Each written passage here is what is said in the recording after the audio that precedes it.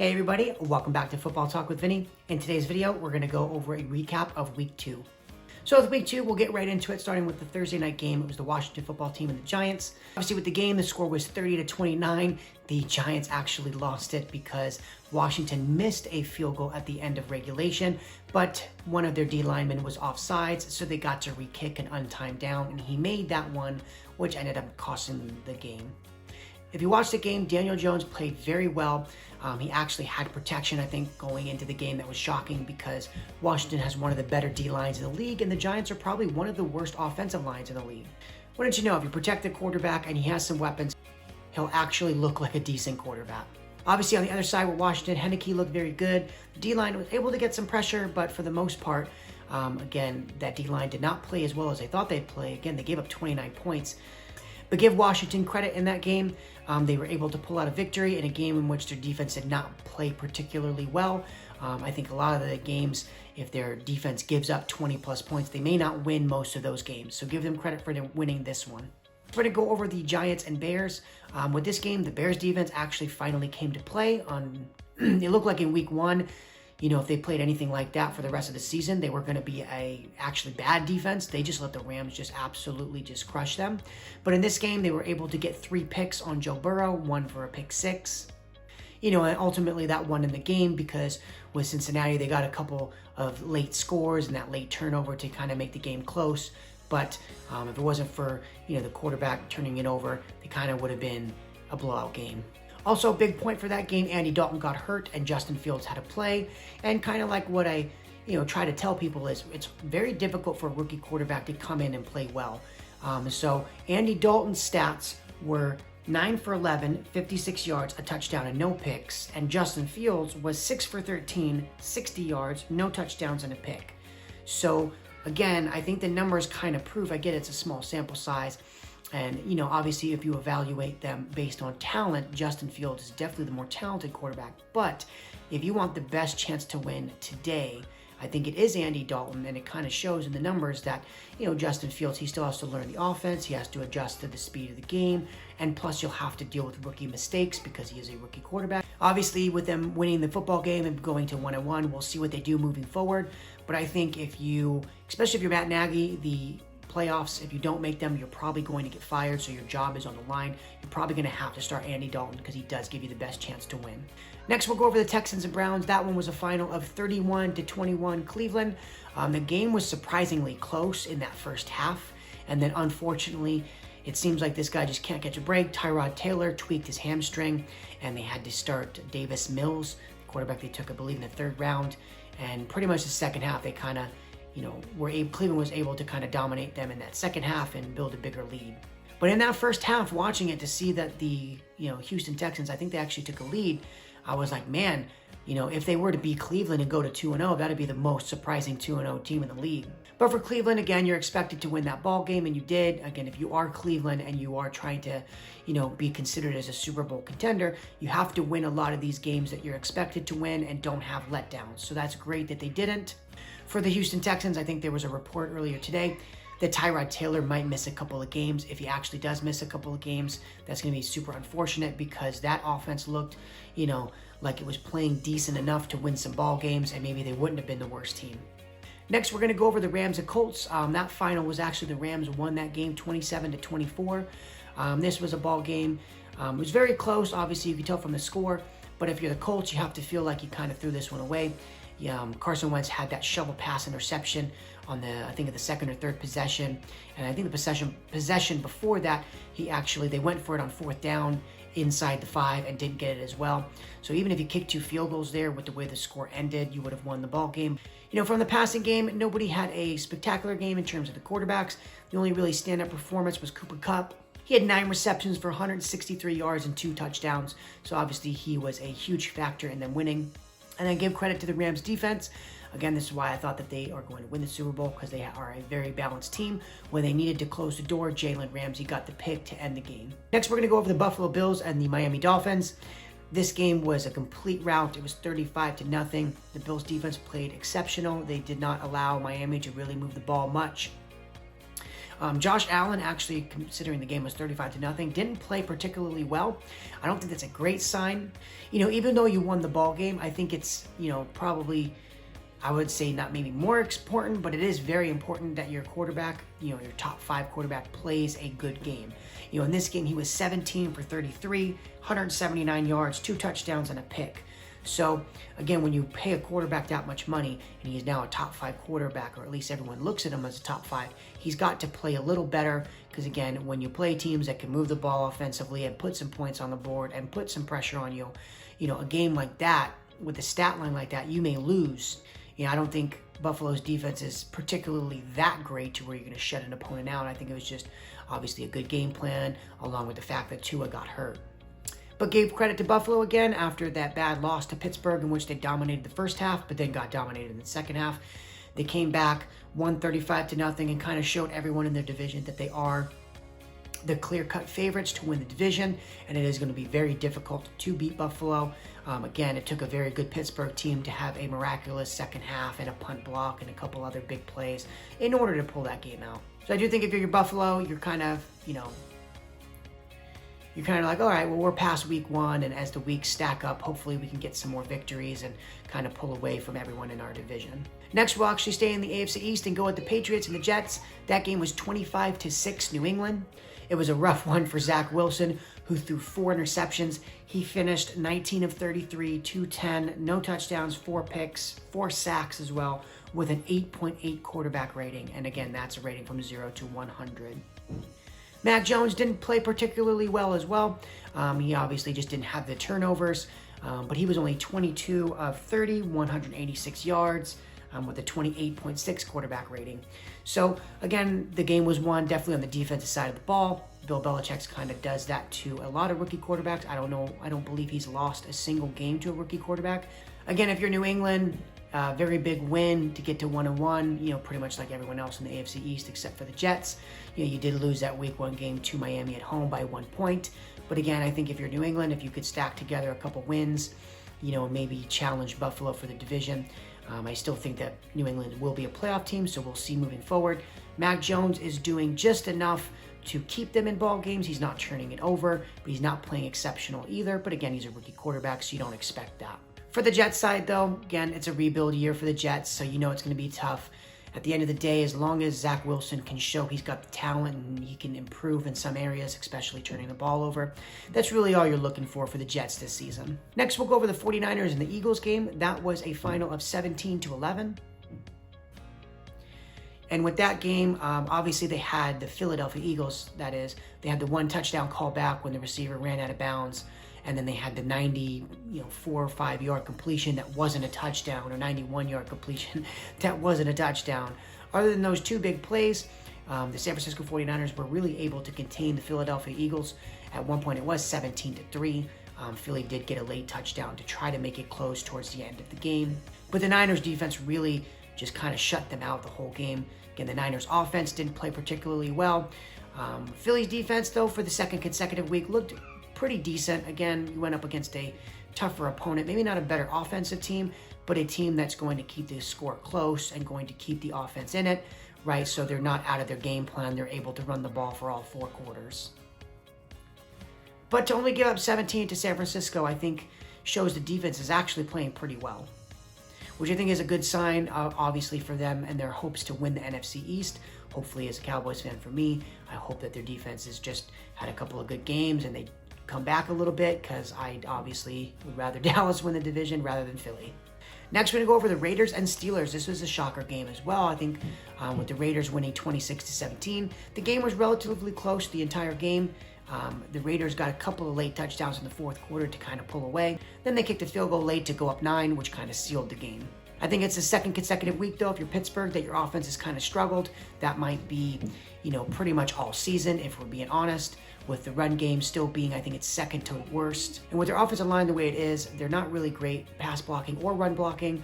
So if you're in situations where you can't run the ball and everything's on Ben Roethlisberger, obviously he's not as young and mobile as he used to be, so I think it's probably asking a little bit too much. So you're always You're always going to be in games where if your defense gives up more than 20 points, you may lose a lot of those games. So your defense has to go into the game with the understanding that you have to give up 17 or less to keep yourself in ball games.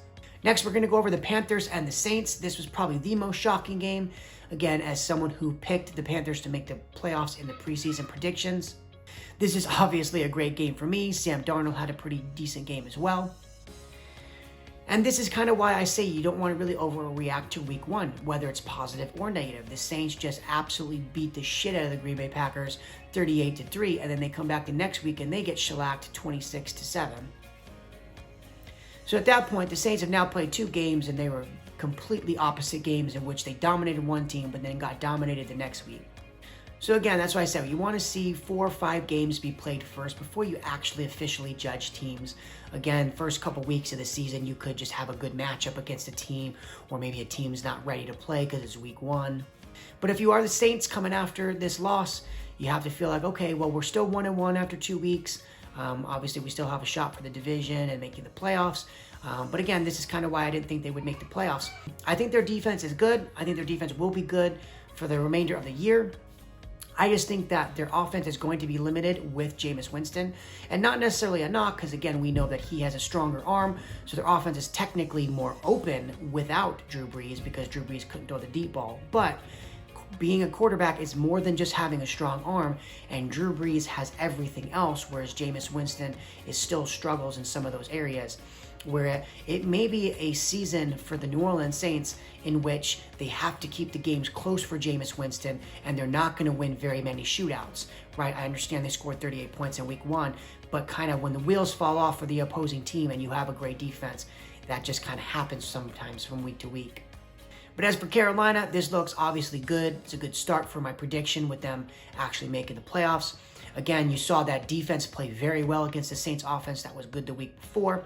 The Saints defense obviously dominated Green Bay, but they had a very hard time because, again, if you are the Carolina Panthers, you have so many weapons. And if you're Sam Darnold, you're now in a situation where it doesn't have to be on you to win a ball game. You got Christian McCaffrey, you got very good receivers, a decent offensive line, and then again, that defense, I told everyone I thought it was going to play a little better than it played last year. Last year, it was a decent defense. You had a lot of young players, and the young players usually get better from year 1 to year 2. Next, we'll go to the Broncos and the Jags. That game was a final of 23-13 in the Broncos' favor. The Jags were actually up in this game early, and then again, Trevor Lawrence playing as a rookie quarterback, he made some mistakes, third, fourth quarter. That gave the Broncos a chance to take the lead and then build on that lead to kind of put the game away late. If you're Denver, obviously we're starting the season 2-0. That's got to feel good. I think they have the Jets coming in next week, so if you can win that game, you could be 3-0. Teddy Bridgewater played another very clean game. Again, that's what you expect from a guy like him. That's why you bring him in, because you feel like you already have the pieces in place to be successful. You just need a quarterback to be kind of a game manager. Now, I know Bradley Chubb went out of the game. I didn't really see any news on how many weeks, if any, he's going to miss in the future. Again, if he misses significant time, that's going to be a very terrible injury to try to overcome, because when you have 2 great pass rushers in Von Miller and Bradley Chubb, it's hard to double either one. If you're just going to the game with Von Miller, they can try to double him, and then it's up to one of the other guys to try to beat their one-on-one matchups. Now, with the Cardinals and Vikings, obviously with this one being 34-33 in the Cardinals' favor, the Vikings missed a 37-yard field goal, I believe, as regulation expired to lose the football game. If I'm just looking at the score, both offenses played tremendous. We'll start with the Vikings. Kirk Cousins was 22 of 32, 244, 3 touchdowns. Now, we actually had 3 touchdowns, I believe, at the end of the first quarter. Dalvin Cook had it going with 22 carries for 131 yards. And then on the other end, Kyler Murray was 29 of 36, 400 yards even, 3 touchdowns, did have 2 turnovers. And Kyler Murray was able to rush for a touchdown as well, so 5 total TDs. So again, 1 week after the Cardinals had a very big win in a dominating fashion against the Tennessee Titans, they almost had a letdown and lost to the Minnesota Vikings. Now, they were able to win the game, but obviously the way the defense played from week 1 to week 2 was a drastic change where they couldn't really get a stop on Minnesota, allowing 33 points. So again, I think if you're Arizona, your offense is going to be elite pretty much all year. It's just going to come down to that defense and can you get some stops. Obviously in week 1, they were able to shut the opponent down. Week 2 didn't really happen so much. They were able to get the win, so they're 2-0. They'll take that. But moving forward, it's going to be interesting to see how well that defense plays. If you're Minnesota, obviously this is a very unfortunate loss. This is now 2 close losses. You lost to Cincinnati in week 1 in overtime, and then you lose week 2 on a missed field goal. You are literally 2-3 plays away from being 2-0. Instead, you're 0-2. So next, we're going to go over the Tampa Bay Bucks and the Atlanta Falcons. This game was 48-25. So the game looked like it was a blowout, and if you watched the game, it was, but it wasn't. So early in that third quarter, the Bucks were able to go up 28-10, which made it look like the game was going to be over. But then give the Falcons credit, they were able to score on back-to-back touchdown drives to close the gap to 3 at 25-28. And then the wheels just kind of fell off from there. You know, Chris Godwin had a touchdown, and then the very next drive, Matt Ryan has a pick six. And then I think 2 possessions later, he throws another pick six. So obviously getting those 3 scores if you're Tampa in the fourth quarter made the game look like a bigger rout than it was. Because again, at 25-28 early in the fourth quarter, that's a ball game, right? If Atlanta's able to get a stop and maybe put together another scoring drive, maybe they take the lead. Now, obviously, give Brady and that offense credit. They were able to make a very good drive, to score a touchdown and go back up 10. And being up 10 obviously gives your defense a little bit less pressure to play with because you're up 2 scores. And, again, give them credit for making that play on that interception return for a touchdown. And that effectively kind of sealed the game for them. If you're Tampa, obviously you're 2-0. So, that's what you expect it to be. And then if Atlanta, again, I think their offense came more to life in week 2 than it was in week 1. Defense still looked horrible. If their defense is going to be this bad all season, they may be looking at another very difficult season where they only win 4 to 6 games. And obviously if you're an Atlanta Falcons fan in the next week or so, if you keep piling on the losses and you get to, 0-3 or maybe 1-4, 1-5, maybe 2-6. If you get to that point, I think if you're Atlanta, you kind of have to go into the off-season mindset that Matt Ryan can no longer be your quarterback, not because Matt Ryan's not good anymore, but because if your defense is this bad, it's going to take a couple years to kind of turn it around. Will Matt Ryan be able to be a decent enough quarterback by the time your team is ready to compete? And if not, it's better to just cut ties with him at the end of this year and again, just move forward with maybe a younger quarterback and just start to rebuild the rest of the roster. Use the cap relief you're going to get from not paying Matt Ryan in order to pay some other players to help the young quarterback. Now, again, it's early. Maybe that defense turns around. Maybe they get some wins. But again, it doesn't really look like they're going to have the talent necessarily on the defensive side, so they're going to have to win some shootouts. Next, we'll go to the Cowboys-Chargers, and Dallas got their first win of the season with a 20-17 victory. This game was a really weird game. Early on, Dallas was dominating. We had scored 14 points.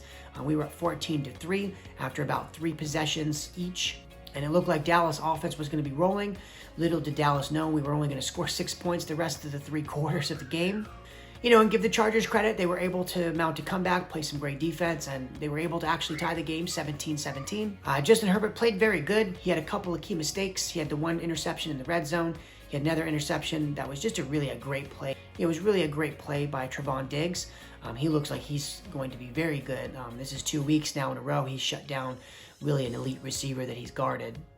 Dallas's defense looked good. Another couple turnovers. Again, only holding the Chargers to 17 points. I think if you would have told me the Chargers were going to score 17 and we were going to have 2 interceptions on Justin Herbert, you would 100% have taken that going into the game. Offense was a little disappointed. The fact that you scored 14 in the first quarter and it only got 6 the rest of the 3. Obviously, you give the Chargers some credit on the defensive side of the ball. Obviously, you're going to give the Chargers some credit on the defensive side to get some stops. But if you're the Dallas offense the week after just absolutely torching the Bucs, you would have thought it would have been a different game plan. It's kind of funny when you go on some of these, when you watch some of these analysts, they are now talking about how great of an offensive game the Dallas Cowboys played because they're talking about how when you run the football and you're able to run, I think they had 178 yards rushing between the 2 backs, right? It's a better game plan, but they scored 20 points, whereas the week before they scored 29. They had a better offensive game plan in week 1 where they shredded the opponent. They scored 29. It's just the defense gives up 30-something points. It's just funny how some of the times with analysts, they just over or underreact based on whether you win or lose a ball game. Dallas played a better offensive game in week 1 than they did in week 2, but because they got the win in week 2 and got the loss in week 1, it's a better game. I don't really understand it, but Dallas, I think, played a bad offensive game. in the second game of the season where you only put up 20 points on the Chargers defense. That could be a good defense, so we'll see. But again, when you score 14 points in your first 3 possessions and then you pick off Justin Herbert, and unfortunately Dak made that one turnover, you were able to really take a commanding lead early in that first quarter, and you were not able to capitalize on it. But again, give him some credit for actually coming back and winning the game after the Chargers tied it up. You thought they had all the momentum, but Dallas was able to get a stop. Also got very big drive from Dak Prescott and that Dallas Cowboys offense to put themselves into position to kick a game-winning field goal. I don't like how they handled the last 37 seconds, however. I just thought it was absolutely ridiculous. I was screaming at the TV for them to run another play before calling a timeout. It's like they took their time going to the line. It's like, okay, you're just going to settle for a 56-yarder. Give Greg DeLake some credit. He made a big kick right there. In terms of the offense, I just don't like the way you handled that situation. Hopefully, for next game, if you're ever in that situation, you handle it a little better. Next, we'll go over the Tennessee Titans and Seattle Seahawks. That game was a very wild game to watch. Next, we'll go over the Tennessee Titans and Seattle Seahawks, with Tennessee winning that game 33-30. Early in that game, it looked like Seattle was going to kind of run away with the game. Give Tennessee some credit. They did get some scores late in the first half to try to give themselves a chance. But with Russell Wilson, I think he scored a touchdown right before half. It looked like that was going to break the game open. But in that second half, Tennessee they still stayed with the run. They still got some key scores late. And again, once you were able to get into overtime, I think that was a big shocker as well, just to see that it was in overtime. I think if you're Tennessee, they love being in overtime games because at that point, Derrick Henry has already worn the defense down for 4 quarters. I don't know what their record is in the last 2 years in overtime, but I want to say they're like 4 or 5-0. I don't think they've lost an overtime game in the last 2 years. Again, give the defense some credit. In that second half, they were able to get some big stops. And in that overtime, Tennessee got the ball first and ended up punting.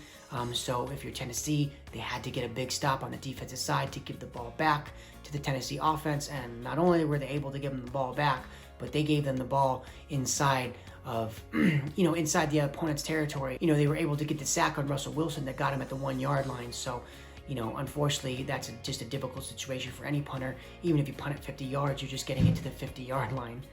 Obviously, a much-needed win for Tennessee. Again, even for just me and just my predictions on my videos, I had predicted the Tennessee Titans would make it to the Super Bowl. It looked absolutely horrible after week 1. It looks a little better in week 2. You were able to win in a hostile environment in Seattle in a game in which you did not play well in the first 2 quarters. Julio Jones started to look more like the receiver I still think he is as a top 10 receiver. He had over 100 receiving yards. He got robbed of a touchdown. We won't talk about that play. I think it was definitely a touchdown. I'm not sure how they were able to overturn that. But if he could play like that, A.J. Brown will eventually come back to playing his whole Pro Bowl caliber self. I think their offense is going to be fine. I'm still worried about the defense. Gave up another 30 points this week to Seattle. So that's obviously a big area of concern for Tennessee. If you're Seattle, unfortunately, tough loss, losing at home. But again, I think that your offense is going to be extremely dynamic all season. So I think the way their offense plays, their defense is okay. So they may be able to get into the playoffs with the way their offense is playing. Again, Russell Wilson looks like an MVP candidate, just like he did last year early in the season. Again, he's a top 5 quarterback. The weapons they have makes it for a scary offense. Last, we'll go over the Chiefs and Ravens. Obviously, with this one, the Ravens finally beat the Chiefs, first time ever with Lamar Jackson. It was 36-35. The game definitely did not start out great for the Baltimore Ravens, though, with a pick 6 on the opening possession. With Lamar Jackson, he threw both of his interceptions in the first quarter, so it definitely did not look like it was getting off to a good start. Obviously, Kansas City's offense did what it normally does, put up 35 points, but looked very unstoppable. Obviously, the huge call of the game was that 4th and 1 late in the ball game, where the Ravens decided to go for it. You just ran Lamar Jackson up the middle. You're able to get the yard and keep Kansas City's offense off the field and win the ball game. Possession prior, Clyde Edwards-Helaire had fumbled the ball when they were about to go into field goal range to kick the game-winning field goal, so that's unfortunate. So I think you either want to give the Ravens defense a lot of credit for the way they played in the 4th quarter, or you want to put a lot of the blame as to why Kansas City lost on the Kansas City offense, and particularly Patrick Mahomes. Even though, again, Patrick Mahomes is the greatest quarterback playing right now, he still is capable of having a bad game or a bad quarter. Again, if you look at that game, Kansas City scored a touchdown to go up 11 with about 3 minutes to go in the third quarter, and they didn't score a single point the rest of the game. Sure, you could say that Clyde Edwards-Helaire fumbled on the potential game-winning drive, but that means the rest of that fourth quarter, when they had 3 or 4 other possessions, they were not able to get any more scores that would have put the game away. And also, Patrick Mahomes did have a very bad interception throw. It's got to be tough to lose that ball game because, again, if you're on offense and you're up 11 to start the fourth quarter, you have to say to yourself, we just need one more score on the offensive side of the ball, and it's almost impossible for the other team to come back. But obviously, in a one-point game, again, this is what most people do. They overreact to one win or one loss. Again, the Chiefs are still going to be a very, very good team. They just obviously lost on the road by 1 point to a very good football team. And then obviously, lastly, I just want to go over the Packers and Lions game, as that game is just wrapping up. And that one with this final of 35-17, Green Bay. Again, this is also why you don't want to overreact to one game, or even 2 games for that matter. They had a really bad week 1. They look much better today. Aaron Rodgers finishes the game 22 of 27, 255 yards, 4 touchdowns, no interceptions. Obviously, they were able to run the ball, so Aaron Jones had a pretty efficient day on the ground. Also had 3 receiving touchdowns, so he finished with 4 TDs. Jared Goff was okay. He was obviously really good in the first half. They weren't able to really do anything much in the second half. But again, I think a lot of people expected this to be a blowout just because of the way Green Bay played so bad in week 1. But that's it for the recap for the week 2, and obviously look forward to watching the week 3 games and updating you guys on those as well as soon as it's over. Thank you guys so much. Bye.